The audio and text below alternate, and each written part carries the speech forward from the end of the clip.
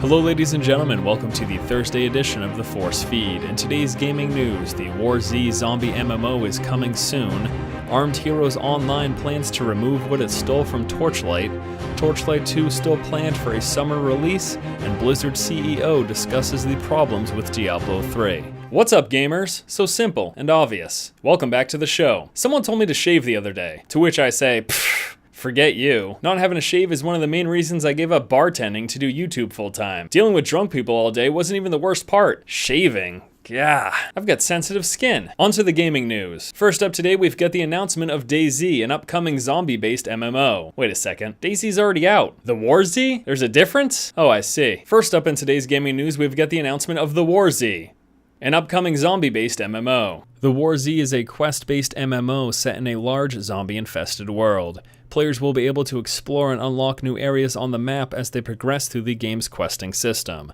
Besides the open-world sandbox aspect of the game, the War Z will also feature dozens of available skills, a PvP system, as well as in-game bounties. Closed beta for the War Z is expected to start later this summer, with the final game planned to be out before the end of the year. Based entirely off the screenshots, trust me, I realize that's not enough to judge a game, this still looks pretty good. We'll have to wait and see until we actually get some gameplay footage and have a better idea of what we can expect from this game. I do also want to let you guys know that this is not going to be a traditional MMO. It is going to have servers that have a capacity of up to 250 players. Also, it will cost $29.99 up front. You can register for the closed beta right now if you head over to the official site. Link will be available below. Next up, we've got a follow-up on yesterday's news that Armed Heroes Online reportedly stole assets from the Torchlight franchise. Entertainment Game Labs have decided to change part of their game in response to these accusations. A statement released from EGLS today said, "We prefer to modify some parts of Armed Heroes Online where have caused those disputes rather than to go on arguing.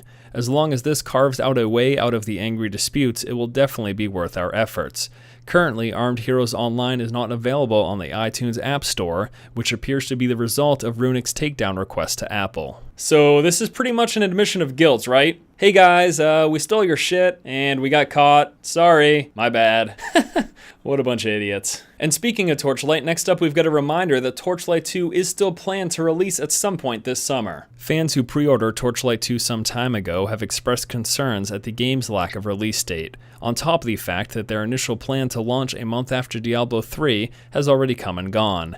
Runic president Travis Baldry told Joystick today that they're still trying to get it done for summer, going on to say that it's a big game and we've still got some polish to do. I am looking forward to the eventual release of this game, be it this summer or not, as it should provide a great alternative for fans of hack-and-slash action RPGs, who are burnt out on Diablo 3. And speaking of Diablo 3, we've got another great segue. Who set this stuff up? Oh, I did. Today, Blizzard CEO Mike Morhaime took to the forums to discuss the current state and issues with Diablo 3.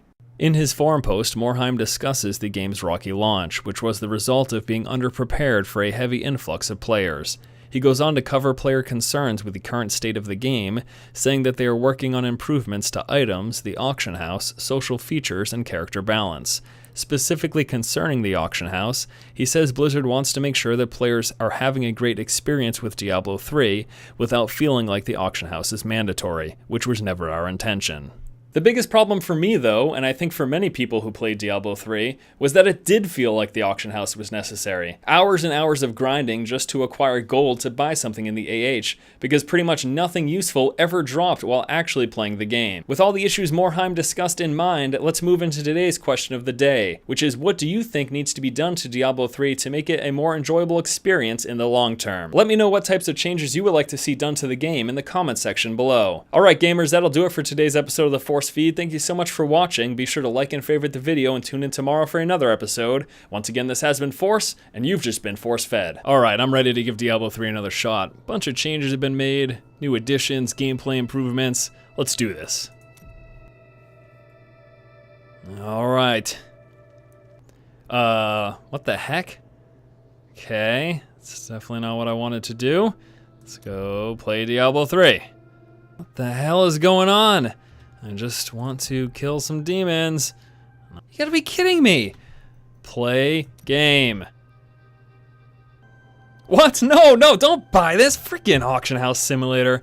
Forget this.